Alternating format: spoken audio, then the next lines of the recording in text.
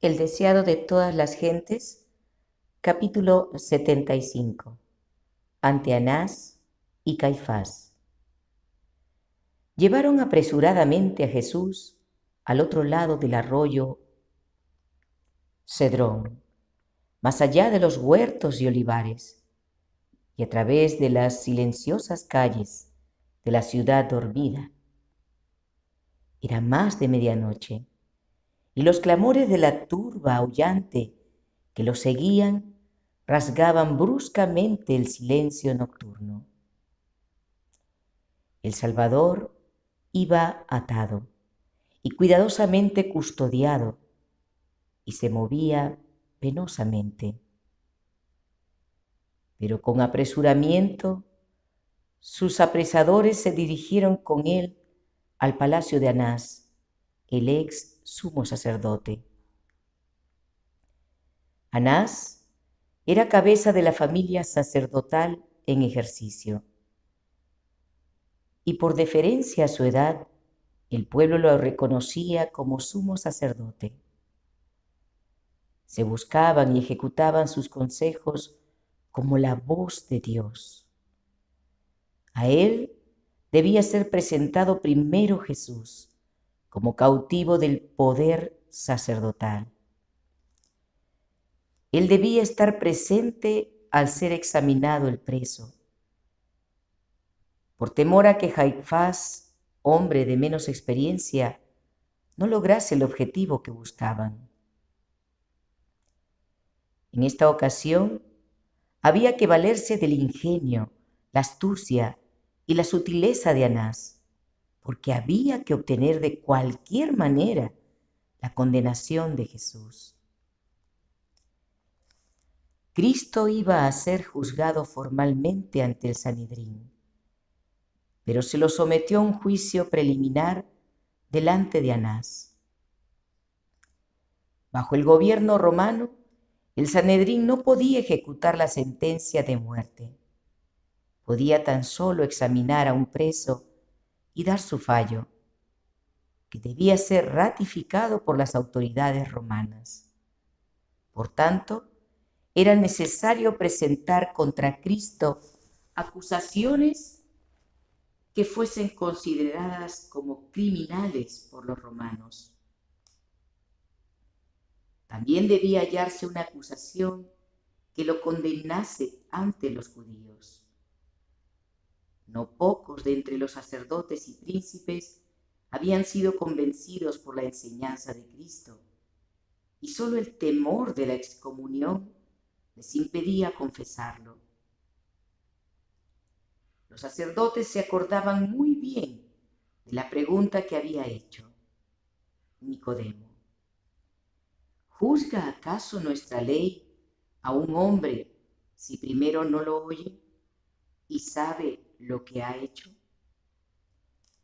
Esta pregunta había producido momentáneamente la disolución del concilio y estorbado sus planes. Esta vez no se iba a convocar a José de Arimatea ni a Nicodemo, pero había otros que podrían atreverse a hablar en favor de la justicia. El juicio debía conducirse de manera que uniese a los miembros del Sanedrín contra Cristo. Había dos acusaciones que los sacerdotes deseaban sostener. Si se podía probar que Jesús era blasfemo, sería condenado por los judíos. Si era convicto de sedición, se asegurarían su condena por parte de los romanos. Anás trató primero de establecer la segunda acusación. Interrogó a Jesús acerca de sus discípulos y sus doctrinas, esperando que el prisionero dijese algo que le proporcionara material con qué actuar. Pensaba arrancarle alguna declaración que probase que estaba tratando de crear una sociedad secreta con el propósito de establecer un nuevo reino. entonces los sacerdotes podrían entregarlo a los romanos como perturbador de la paz y autor de insurrección.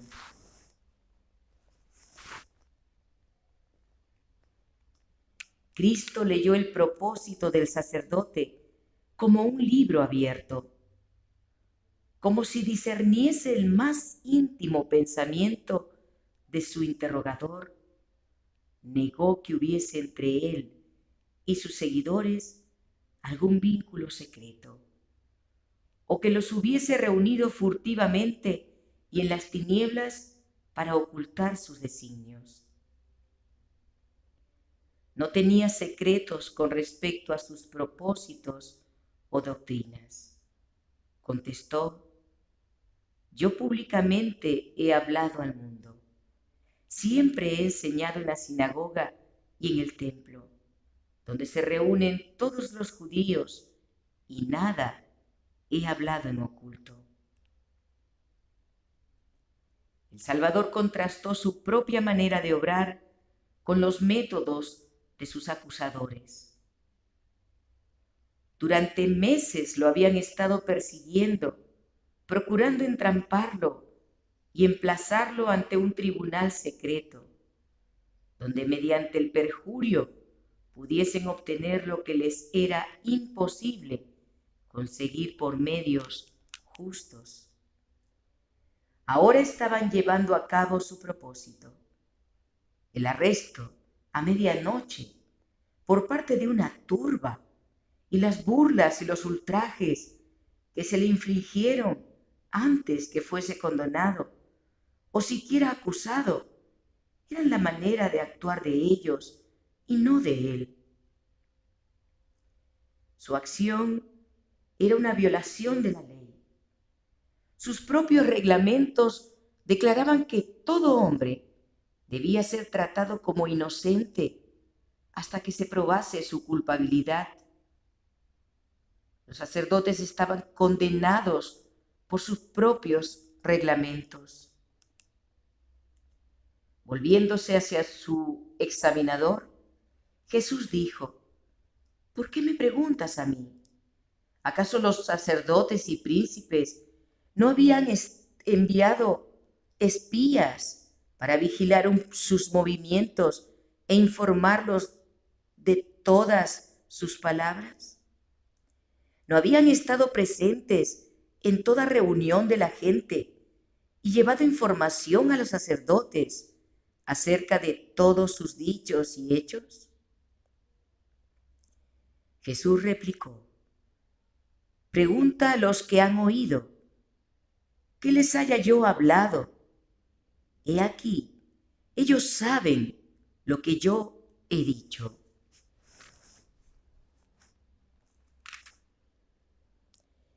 Anás fue silenciado por la decisión de la respuesta. Temiendo que Cristo dijese acerca de su conducta algo que él prefería mantener encubierto, nada más le dijo por el momento: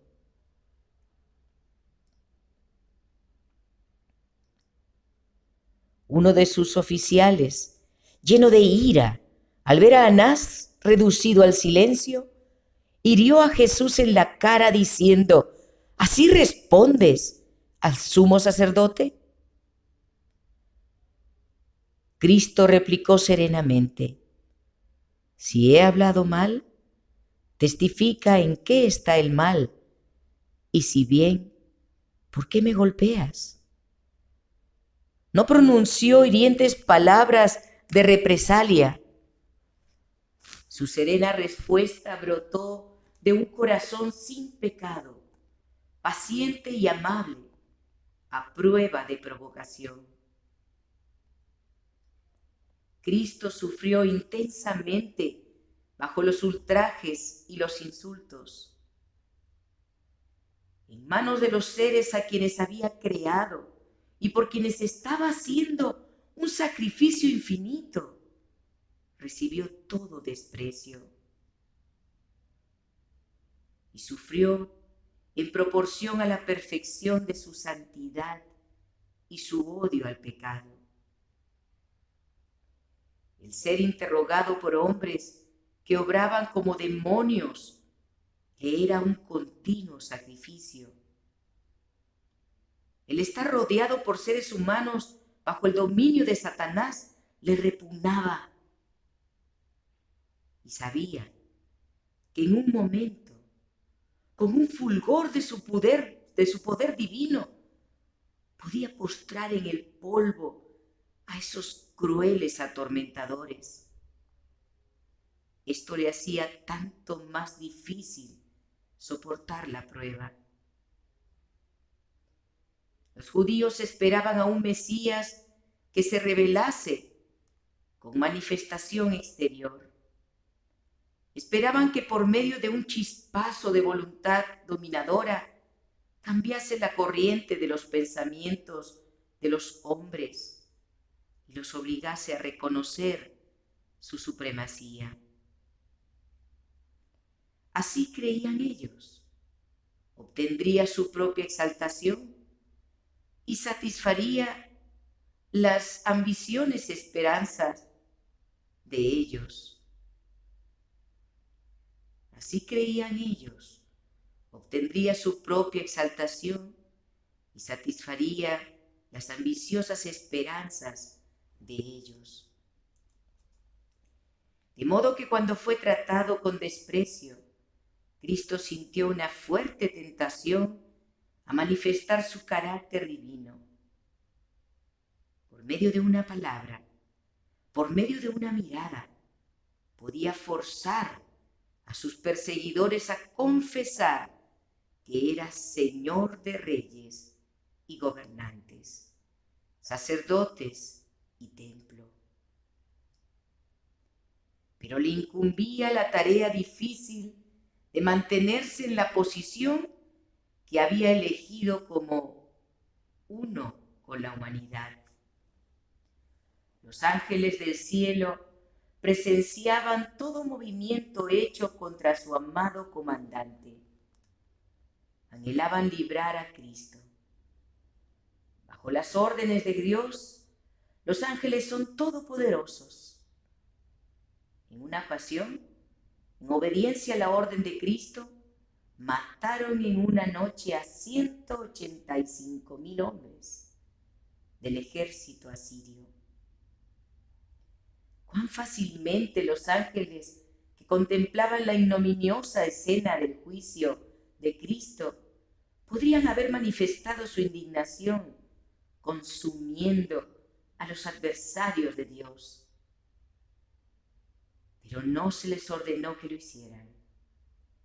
El que podría haber condenado a sus enemigos a muerte, aguantó su crueldad. Su amor por su Padre y el compromiso que contrajera desde la creación del mundo de llegar a ser el portador del pecado, lo indujeron a soportar, sin quejarse, el trato grosero de quienes había venido a salvar. Era parte de su misión cargar en su humanidad todas las burlas y los ultrajes que los hombres pudiesen acumular sobre él. La única esperanza de la humanidad estribaba en esta sumisión de Cristo a todo ese sufrimiento que el corazón y las manos de los hombres pudieran infligirle. Nada había dicho Cristo que le pudiese dar una ventaja a sus acusadores. No obstante, estaba atado, para significar que estaba condenado. Sin embargo, debía haber una apariencia de justicia. Era necesario que se viese una forma de juicio legal. Las autoridades estaban resueltas a apresurar eso. Conocían el aprecio que el pueblo tenía por Jesús y temían que si cundía la noticia de su arresto, se intentase rescatarlo. Además, Si no se realizaba enseguida el juicio y la ejecución, habría una demora de una semana por la celebración de la Pascua. Eso podría desbaratar sus planes. Para conseguir la condenación de Jesús, dependían mayormente de Jerusalén. Si se produjese una demora de una semana, la agitación disminuiría y probablemente se produciría una reacción. La mejor parte del pueblo se decidiría en favor de Cristo. Muchos darían un testimonio que lo justificaría, sacando a luz las obras poderosas que había hecho. Esto excitaría la indignación popular contra el Sanedrín. Sus procedimientos quedarían condenados y Jesús sería libertado y recibiría nuevo homenaje de las multitudes. Los sacerdotes y príncipes resolvieron, pues, que antes que se conociese su propósito, Jesús fuese entregado a los romanos. Pero ante todo, había que hallar una acusación. Hasta aquí nada habían ganado. Anás ordenó que Jesús fuese llevado a Caifás. Este pertenecía a los saduceos, algunos de los cuales eran ahora los más encarnizados enemigos de Jesús. Él mismo, aunque carecía de fuerza de carácter, era tan severo, despiadado e inescrupuloso como Anás. No dejaría sin probar medio alguno para destruir a Jesús. Ahora era de madrugada y muy oscuro, así que a la luz de antorchas y linternas, la banda armada se dirigió con su preso al palacio del sumo sacerdote.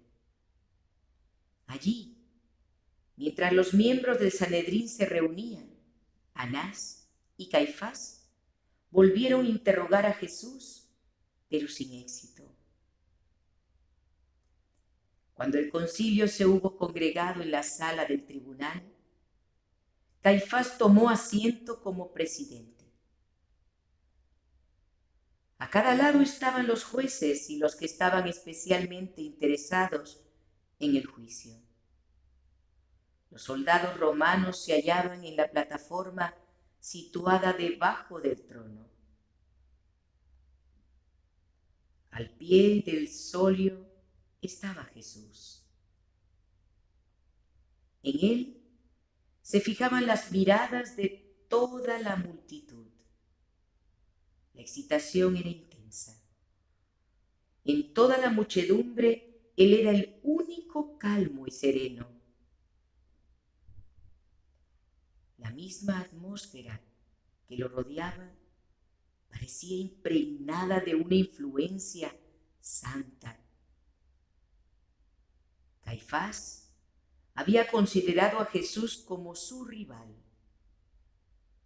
La avidez con que el pueblo oía al Salvador y la aparente disposición de muchos a aceptar sus enseñanzas habían despertado los acerbos celos del sumo sacerdote.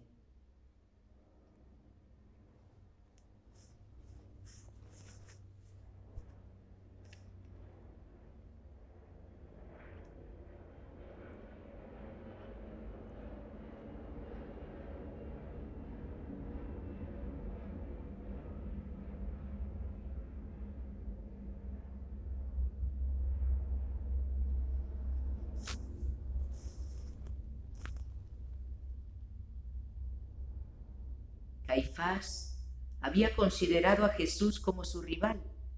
La avidez con que el pueblo oía al Salvador y la aparente disposición de muchos a aceptar sus enseñanzas habían despertado los acerbos celos del sumo sacerdote. Pero al mirar ahora a Caifás al preso, lo embargó la admiración por su porte noble y digno. Sintió la convicción de que este hombre era de filiación divina. Al instante siguiente, desterró despectivamente ese pensamiento. Inmediatamente dejó oír su voz en tonos burlones y altaneros, exigiendo que Jesús realizase uno de sus grandes milagros delante de ellos. Pero sus palabras cayeron en los oídos del Salvador como si no las hubiese percibido. La gente comparaba el comportamiento excitado y maligno de Anás y Caifás con el porte sereno y majestuoso de Jesús. Aún en la mente de esa multitud endurecida se levantó la pregunta: ¿será condenado como criminal este hombre de presencia divina? Al percibir Caifás la influencia que reinaba, apresuró el juicio. Los enemigos de Jesús se hallaban muy perplejos. Estaban resueltos a obtener su condenación, pero no sabían cómo lograrla. Los miembros del concilio estaban divididos entre fariseos y saduceos. Había acerba animosidad y controversia entre ellos, y no se atrevían a tratar ciertos puntos en disputa por temor a una rencilla. Con unas pocas palabras, Jesús podría haber excitado sus prejuicios de unos contra otros, y así habría apartado de sí la ira de ellos. Caifás lo sabía y deseaba evitar que se levantase una contienda. Había bastantes testigos para probar que Cristo había denunciado a los sacerdotes y escribas, que los había llamado hipócritas y asesinos. Pero ese testimonio no convenía. Los saduceos habían empleado un lenguaje similar en sus agudas disputas contra los fariseos, y un testimonio tal no habría tenido peso para los romanos, a quienes disgustaban las pretensiones de los fariseos. Había abundantes pruebas de que Jesús había despreciado las tradiciones de los judíos y había hablado con irreverencia de muchos de sus ritos. Pero acerca de la tradición,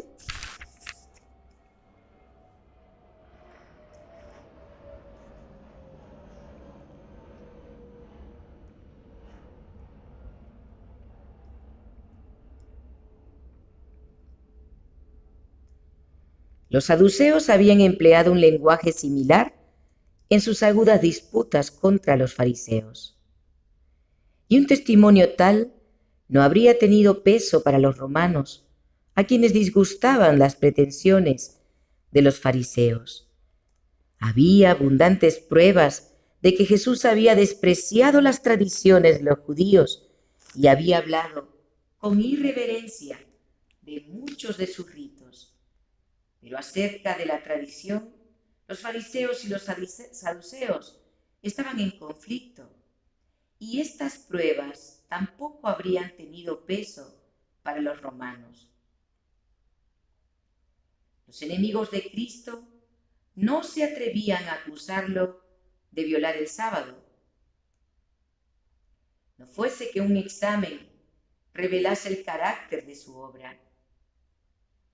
Si se sacaban a relucir sus milagros de curación, se frustraría el objetivo mismo que tenían en vista los sacerdotes.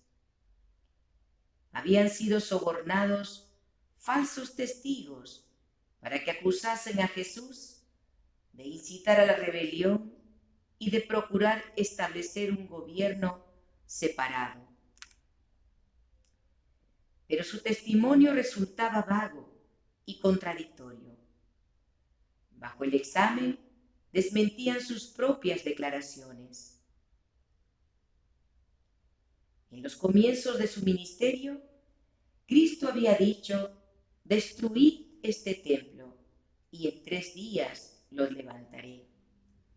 Así había predicho su propia muerte y resurrección en el lenguaje figurado de la profecía. Mas él hablaba del templo de su cuerpo. Los judíos habían entendido esas palabras en un sentido literal, como si se refiriese al templo de Jerusalén.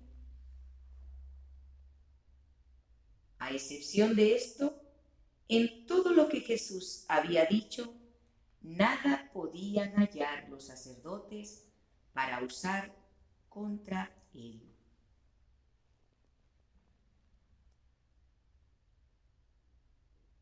Por medio de la falsa exposición de esas palabras, esperaban obtener una ventaja. Los romanos se habían dedicado a reconstruir y embellecer el templo, y se enorgullecían mucho de ello.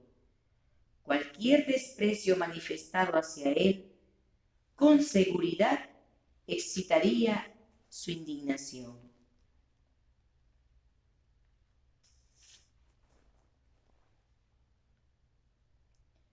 En este terreno podían concordar los romanos y los judíos, los fariseos y los saduceos, porque todos tenían gran veneración por el templo.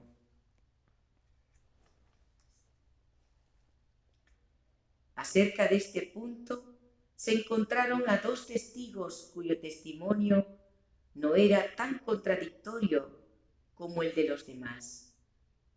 Uno de ellos, que había sido comprado para acusar a Jesús, declaró: este dijo: puedo derribar el templo de Dios y en 3 días reedificarlo.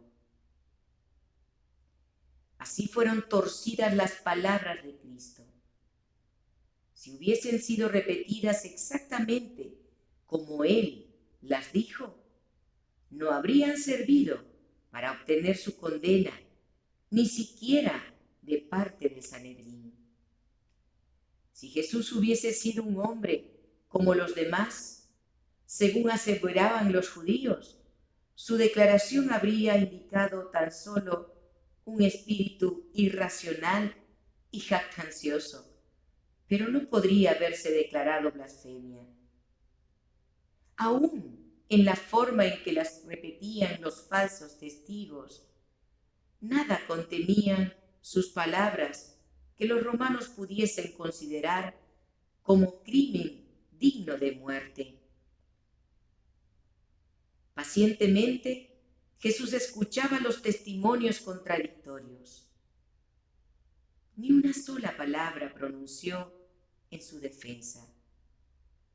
Al fin, sus acusadores quedaron enredados, confundidos y enfurecidos. El proceso no adelantaba. Parecía que las maquinaciones iban a fracasar. Caifás estaba desesperado. Quedaba un último recurso. Había que obligar a Cristo a condenarse a sí mismo. El sumo sacerdote se levantó del sitial del juez con el rostro desencajado por la pasión e indicando claramente por su voz y su porte que si estuviese en su poder, heriría al preso que estaba delante de él. Exclamó: ¿no respondes nada? ¿Qué testifican estos contra ti? Jesús guardó silencio. Angustiado él y afligido, no abrió su boca. Como cordero fue llevado al matadero, y como oveja delante de sus trasquiladores, enmudeció, y no abrió su boca. Por fin, Caifás, alzando la diestra hacia el cielo, se dirigió a Jesús con un juramento solemne. Te conjuro por el Dios viviente, que nos digas si eres tú el Cristo, el Hijo de Dios. Cristo no podía callar ante esta demanda. Había tiempo en que debía callar y tiempo en que debía hablar. No habló hasta que se lo interrogó directamente. Sabía que el contestar ahora aseguraría su muerte, pero la demanda provenía de la más alta autoridad reconocida en la nación. Y en el nombre del Altísimo, Cristo no podía menos que demostrar el debido respeto a la ley.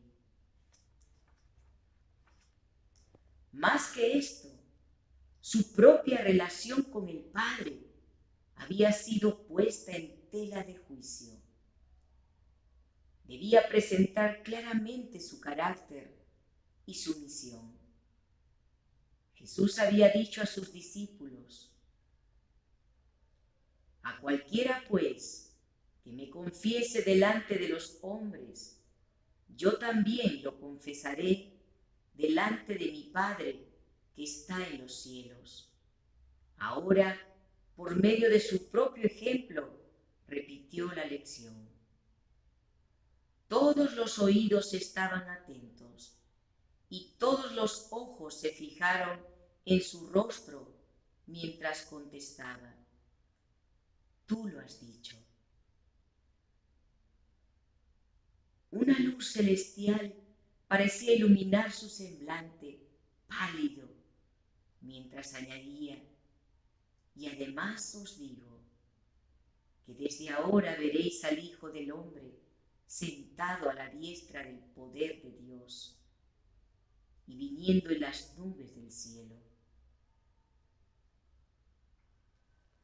Por un momento la divinidad de Cristo fulguró a través de su aspecto humano. El sumo sacerdote vaciló ante los ojos penetrantes del Salvador. Esa mirada parecía leer sus pensamientos ocultos y marcar a fuego su corazón.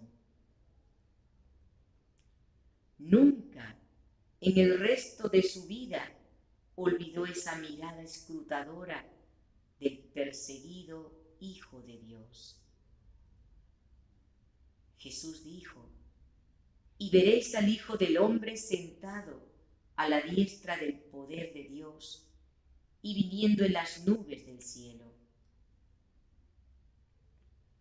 Con esas palabras, Cristo presentó el reverso de la escena que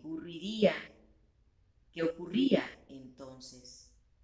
Él, el Señor de la vida y la gloria, estaría sentado a la diestra de Dios. Sería el juez de toda la tierra y su decisión sería inapelable.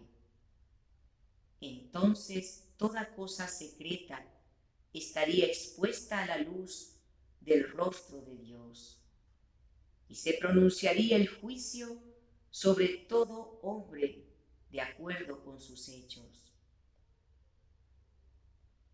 Las palabras de Cristo hicieron estremecer al sumo sacerdote.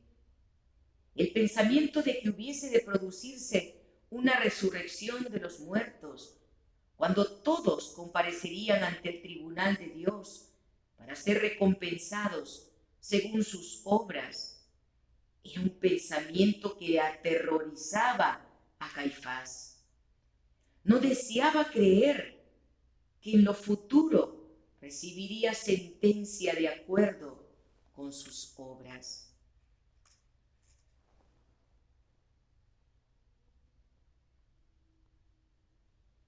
Como en un panorama, surgieron ante su mente las escenas del juicio final. Por un momento vio el pavoroso espectáculo de los sepulcros devolviendo a sus muertos, junto con los secretos que esperaba estuviesen ocultos para siempre.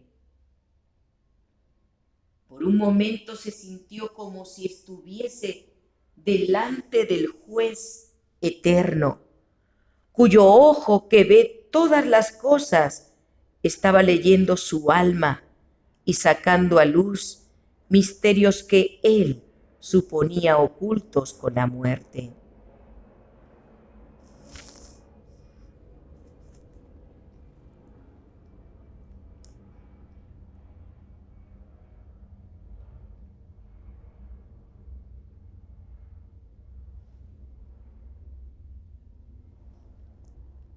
Las palabras de Cristo hicieron estremecer al sumo sacerdote.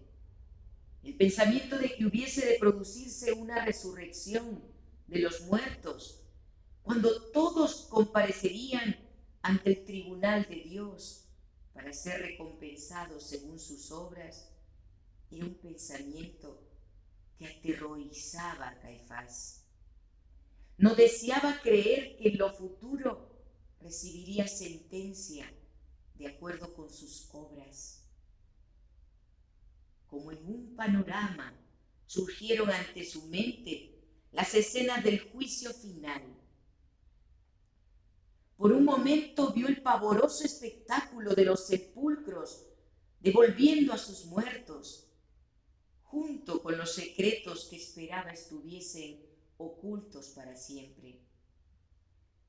Por un momento se sintió como si estuviese delante del juez eterno, cuyo ojo, que ve todas las cosas, estaba leyendo su alma y sacando a luz misterios que él suponía ocultos con la muerte. La escena se desvaneció de la visión del sacerdote. Las palabras de Cristo habían herido en lo vivo al saduceo. Caifás había negado la doctrina de la resurrección, del juicio y de una vida futura. Ahora se sintió enloquecido por una furia satánica. ¿Iba este hombre preso delante de él a asaltar sus más queridas teorías?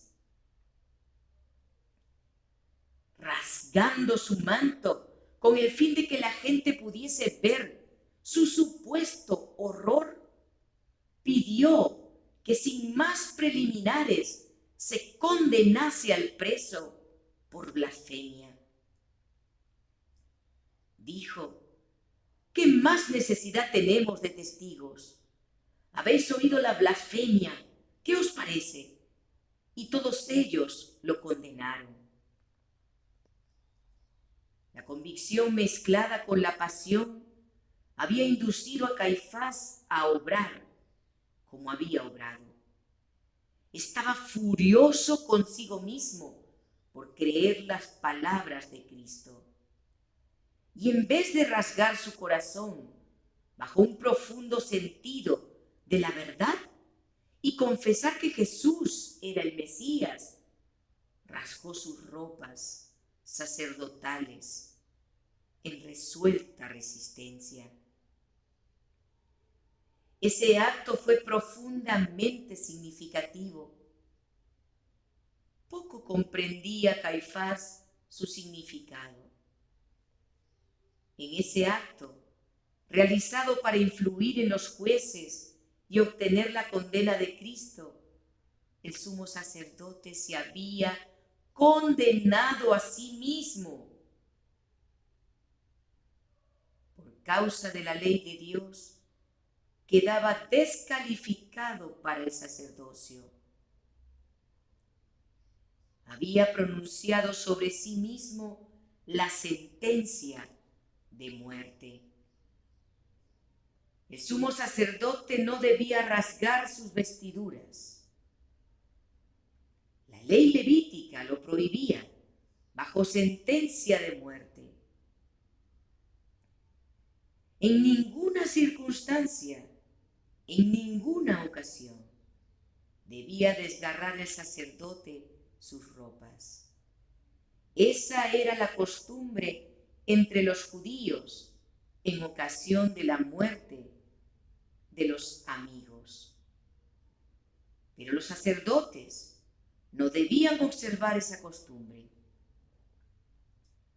Cristo había dado a Moisés órdenes expresas acerca de esto. Todo lo que llevaba el sacerdote debía ser entero e inmaculado. Esas hermosas vestiduras oficiales representaban el carácter del gran antitipo, Jesucristo. Únicamente la perfección en la vestimenta y la actitud, en las palabras y el espíritu, podía ser aceptable para Dios. Él es santo y su gloria y perfección deben ser representadas por el servicio terrenal. Únicamente la perfección podía representar debidamente el carácter sagrado del servicio celestial.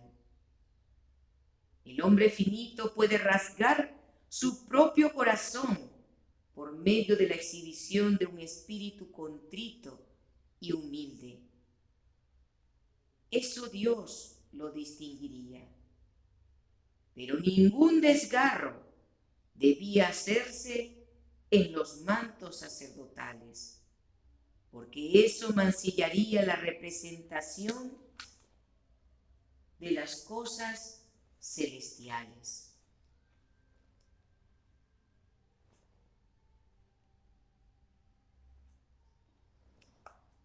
El sumo sacerdote que se atrevía a comparecer en santo oficio y participar en el ministerio del santuario con ropas rotas, era considerado como que había roto con Dios. Al rasgar su vestidura se privaba de su carácter representativo.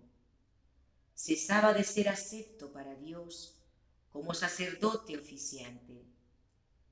La conducta exhibida por Caifás mostraba la pasión e imperfección humanas. Al rasgar sus vestiduras, Caifás anuló la ley de Dios para seguir la tradición de los hombres. Cada acción del sumo sacerdote era observada con interés por el pueblo.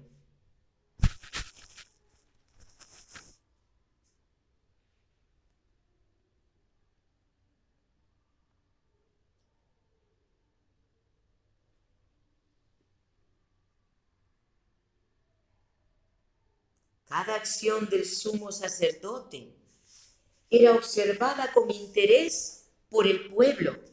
Y así Caifás pensó ostentar su piedad para impresionar. Pero en ese acto destinado a acusar a Cristo, estaba vilipendiando al ser de quien Dios había dicho: mi nombre está en él.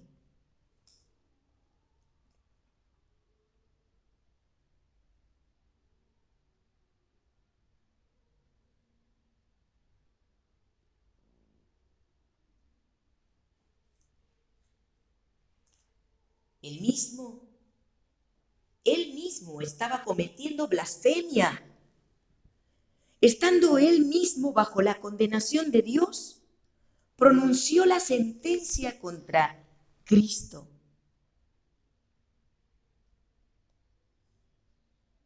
Como blasfemo. Cada acción del sumo sacerdote era observada con interés por el pueblo, y así Caifás pensó ostentar su piedad para impresionar. Pero en ese acto destinado a acusar a Cristo, estaba vilipendiando al ser de quien Dios había dicho: mi nombre está en él. Él mismo estaba cometiendo blasfemia, estando él mismo bajo la condenación de Dios, pronunció la sentencia contra Cristo como blasfemo. Cuando Caifás rasgó sus vestiduras, su acto prefiguró el lugar que la nación judía, como nación, ocuparía desde entonces para con Dios. El pueblo que había sido una vez favorecido por Dios se estaba separando de él y rápidamente estaba pasando a ser un pueblo desconocido por Jehová. Cuando Cristo en la cruz exclamó: consumado es, y el velo del templo se rasgó en dos, el santo vigilante declaró que el pueblo judío había rechazado a quien era el antitipo de todos sus tipos, la sustancia de todas sus sombras. Israel se había divorciado de Dios. Entonces, bien podía Caifás rasgar sus vestiduras oficiales, las cuales significaban su aseveración de ser representante del gran sumo sacerdote, porque ya no tendrían significado para él ni para el pueblo. Bien podía el sumo sacerdote rasgar sus vestiduras en horror por sí mismo y por la nación. El Sanedrín había declarado a Jesús digno de muerte, pero era contrario a la ley judaica juzgar a un preso de noche. Una condena legal solo podía pronunciarse a la luz del día y ante una sesión plenaria del concilio. No obstante eso, el Salvador fue tratado como un criminal condenado y entregado para ser ultrajado por los más bajos y viles de la especie humana. El palacio del sumo sacerdote incluía un atrio abierto en el cual se habían congregado los soldados y la multitud. A través de este patio y recibiendo por todos lados las burlas acerca de su acerto de ser hijo de Dios, Jesús fue llevado a la sala de guardia. Sus propias palabras, sentado a la diestra del poder y viniendo en las nubes del cielo, eran repetidas con escarnio. Mientras estaba en la sala de guardia, aguardando su juicio legal, no estuvo protegido. El populacho ignorante había visto la crueldad con que había sido tratado ante el concilio y por tanto se tomó la libertad de manifestar todos los elementos satánicos de su naturaleza.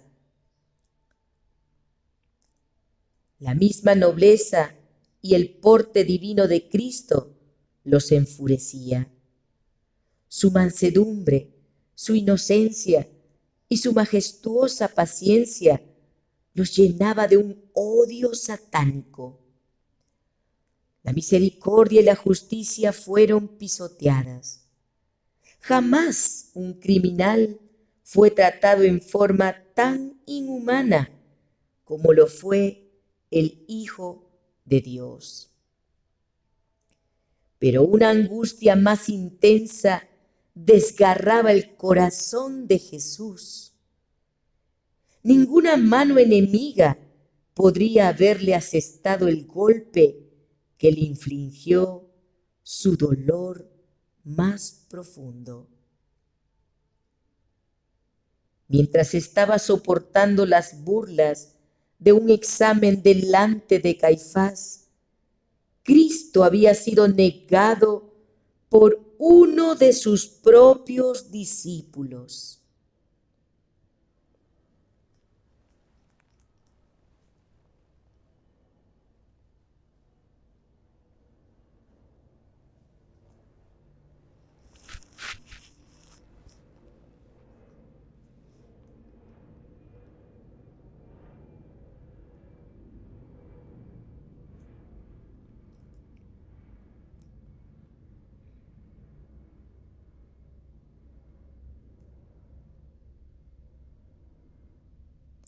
Pero una angustia más intensa desgarraba el corazón de Jesús.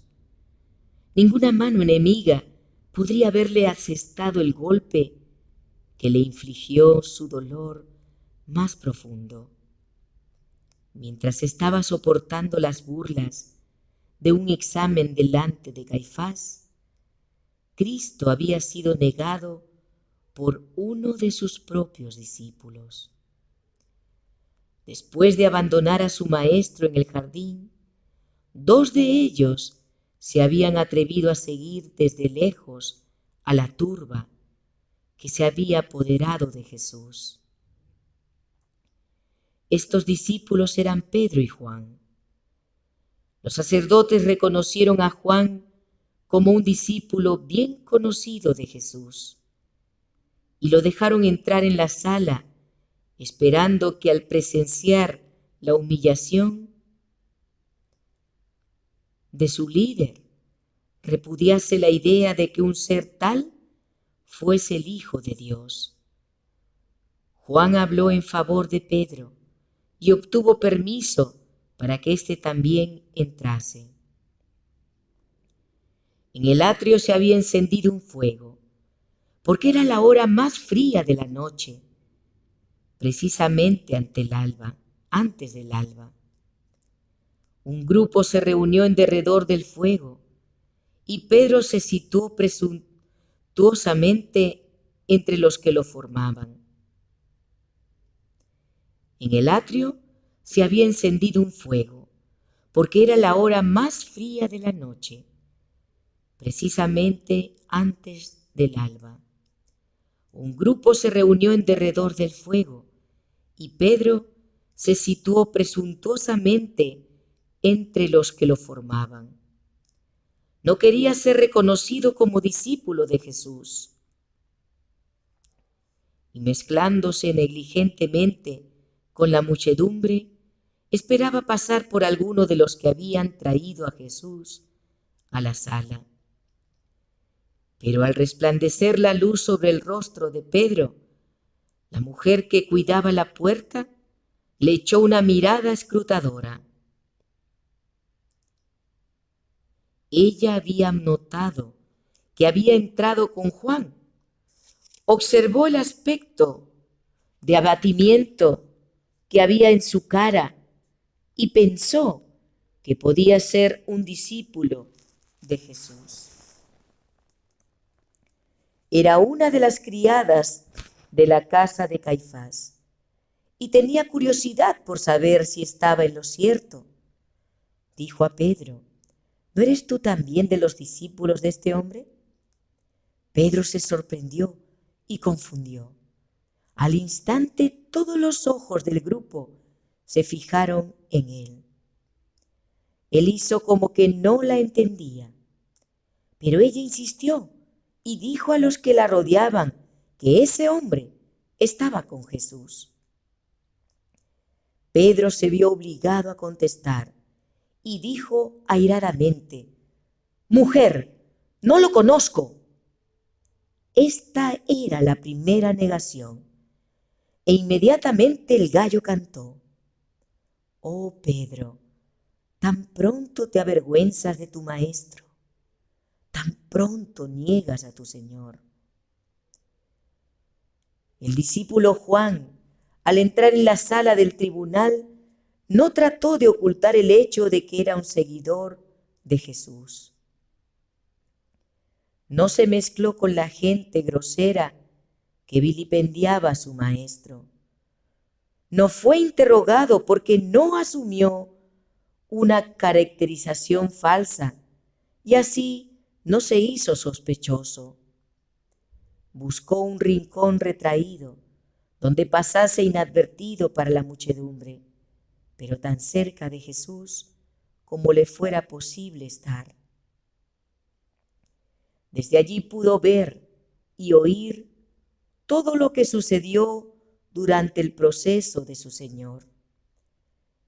Pedro no había querido que fuese conocida su verdadera individualidad.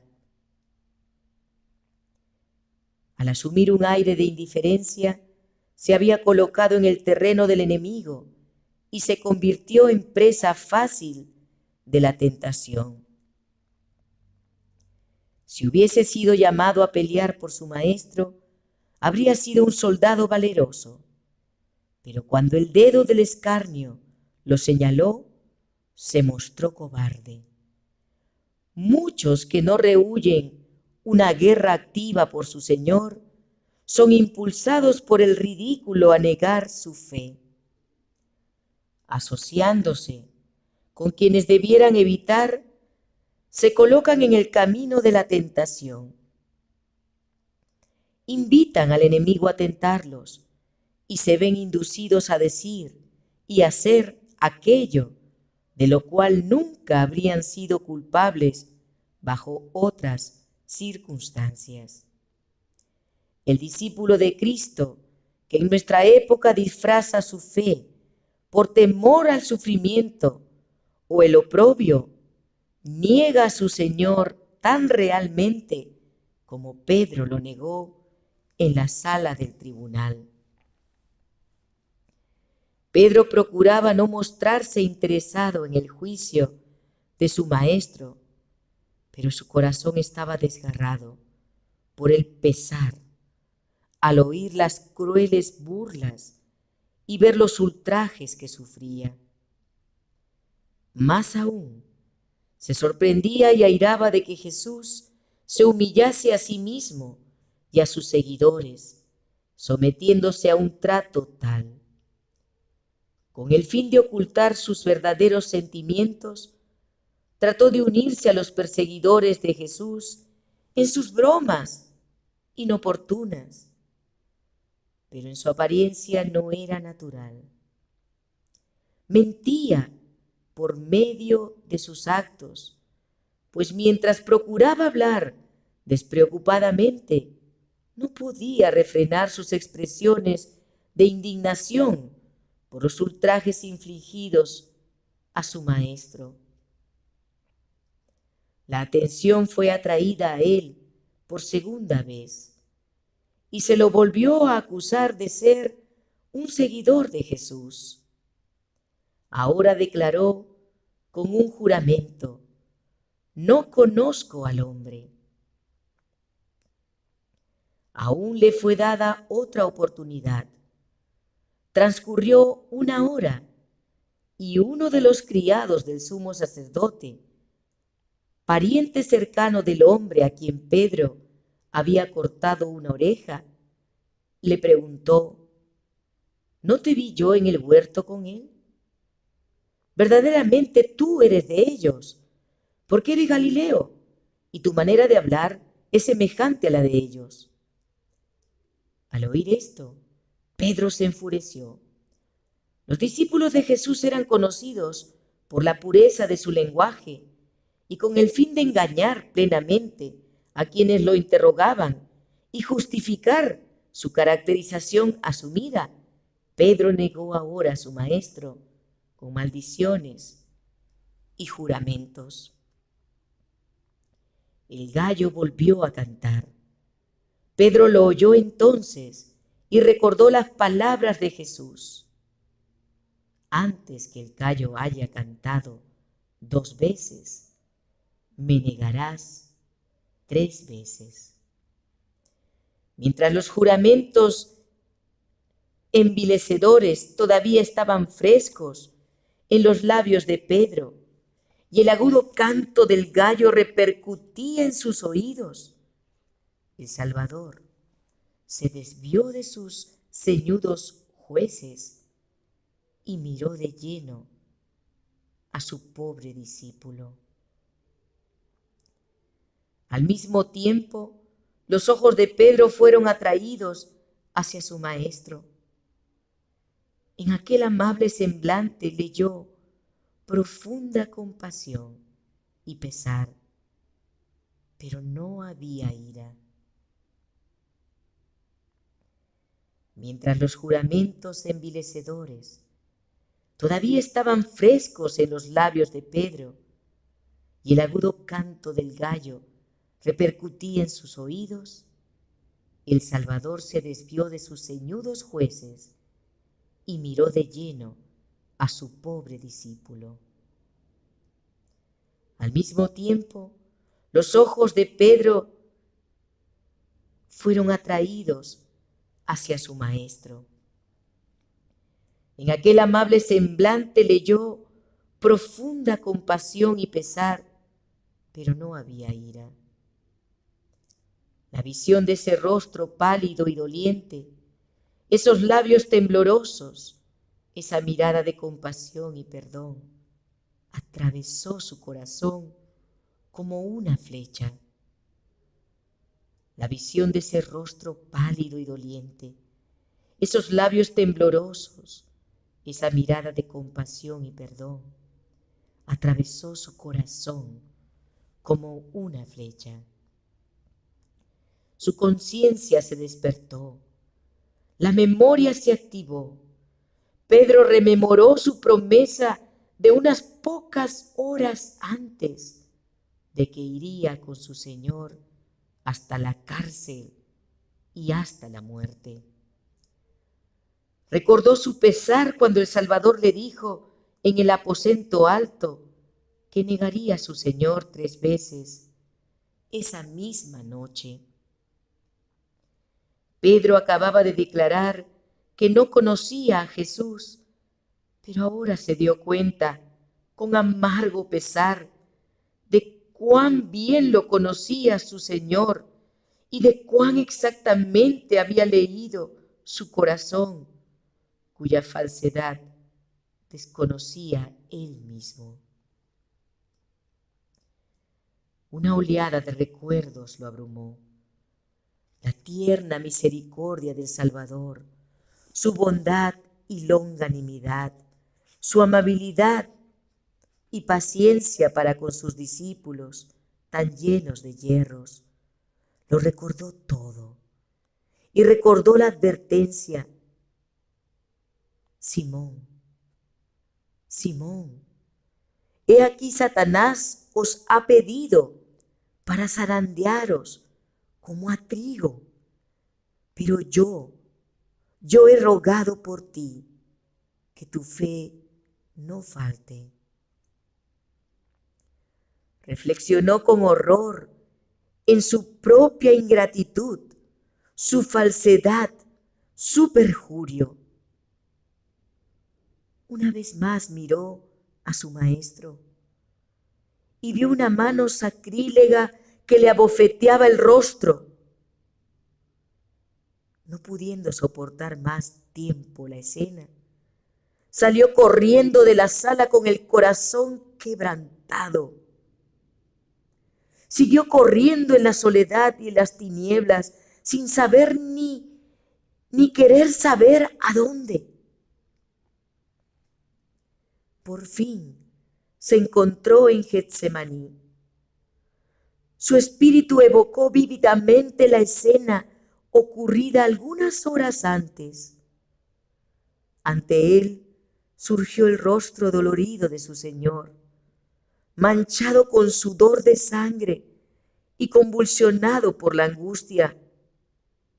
recordó con amargo remordimiento que Jesús había llorado y agonizado en oración solo, mientras quienes debieran haber estado unidos con él en esa hora penosa estaban durmiendo.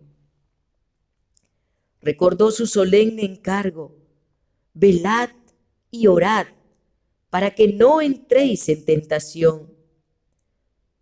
Volvió a presenciar la escena de la sala del tribunal. Torturaba su sangrante corazón el saber que había añadido la carga más pesada a la humillación y el dolor del Salvador. En el mismo lugar donde Jesús había derramado su alma agonizante ante su Padre, Pedro cayó sobre su rostro y deseó morir. Por haber dormido cuando Jesús lo había invitado a velar y orar, Pedro había preparado el terreno para su gran pecado. Todos los discípulos, por dormir en esa hora crítica, sufrieron una gran pérdida. Cristo conocía la prueba de fuego por la cual iban a pasar. Sabía cómo iba a obrar Satanás para paralizar sus sentidos con el fin de que no estuviesen preparados para la prueba. Por tanto, les había advertido: si hubiesen pasado en vigilia y oración esas horas transcurridas en el jardín, Pedro no habría tenido que depender de su propia débil fuerza. No habría negado a su Señor.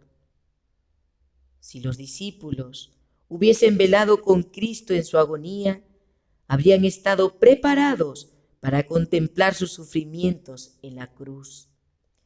Habrían entendido en cierto grado la naturaleza de su angustia abrumadora.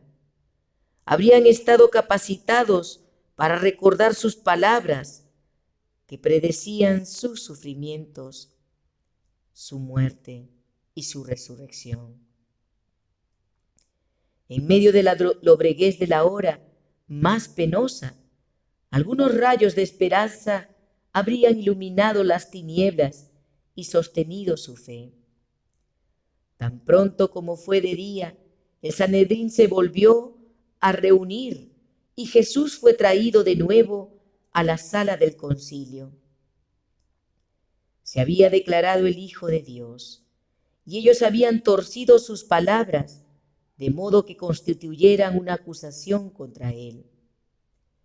Pero no podían condenarlo por eso, porque muchos de ellos no habían estado presentes en la sesión nocturna y no habían oído sus palabras. Y sabían que el tribunal romano no hallaría en ellas cosa digna de muerte. Pero si todos podían oírlo repetir con sus propios labios esas mismas palabras, podrían lograr su objetivo. Su aserto de ser el Mesías podía ser torcido hasta hacerlo aparecer como un intento de sedición política. Dijeron: ¿eres tú el Cristo? Dínoslo. Pero Cristo permaneció callado. Continuaron acosándolo con preguntas. Al fin, con tonos de la más profunda tristeza, respondió: si os lo dijere, no creeréis, y también si os preguntare, no me responderéis, ni me soltaréis. Pero con el fin de que quedasen sin excusa, añadió la solemne advertencia: pero desde ahora el Hijo del Hombre se sentará a la diestra del poder de Dios.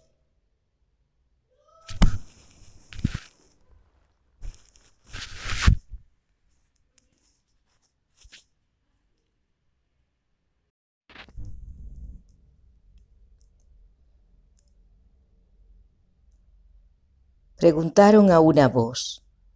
Luego, ¿eres tú el Hijo de Dios? Y él les dijo, vosotros decís que lo soy. Clamaron entonces, ¿qué más testimonio necesitamos? Porque nosotros mismos lo hemos oído de su boca. Y así, por causa de la tercera condena de las autoridades judías, Jesús debía morir. Todo lo que era necesario ahora, pensaban, era que los romanos ratificasen esa condena y lo entregasen en sus manos.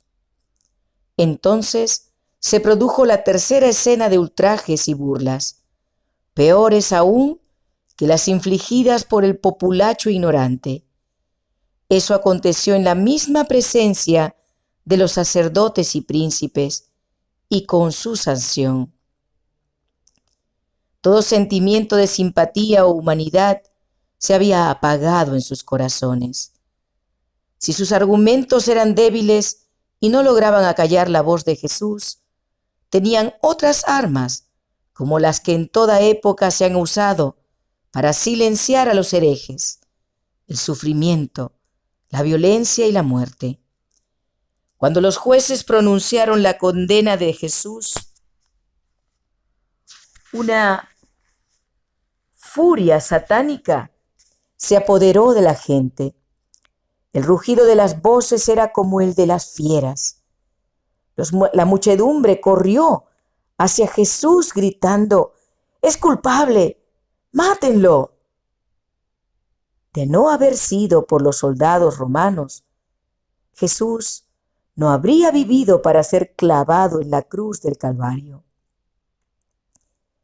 Si no hubiese intervenido la autoridad romana y por la fuerza de las armas impedido la violencia de la turba, habría sido despedazado delante de sus jueces. Los paganos se airaron al ver el trato brutal infligido a una persona contra quien nada había sido probado. Los oficiales romanos declararon que los judíos, al pronunciar sentencia contra Jesús, estaban infringiendo las leyes del poder romano y que hasta era contrario a la ley judía condenar a un hombre a muerte sobre la base de su propio testimonio. Esta intervención introdujo una momentánea calma en los procedimientos, pero en los dirigentes judíos habían muerto la vergüenza y la compasión. Los sacerdotes y príncipes se olvidaron de la dignidad de su oficio y ultrajaron al Hijo de Dios con epítetos obscenos. Lo escarnecieron acerca de su nacimiento. Declararon que su acerto de proclamarse el Mesías lo hacía merecedor de la muerte más ignominiosa. Los hombres más disolutos sometieron al Salvador a abusos infames. Se le echó un viejo manto sobre la cabeza y sus perseguidores lo herían en el rostro diciendo, «Profetízanos, Cristo, ¿quién es el que te golpeó?» Cuando se le quitó el manto, un pobre miserable lo escupió en el rostro. Los ángeles de Dios registraron fielmente toda mirada, palabra y acto insultantes contra su amado comandante. Un día, los hombres viles que escarnecieron y escupieron el rostro sereno y pálido de Cristo, mirarán ese rostro en su gloria, brillando más resplandeciente que el sol.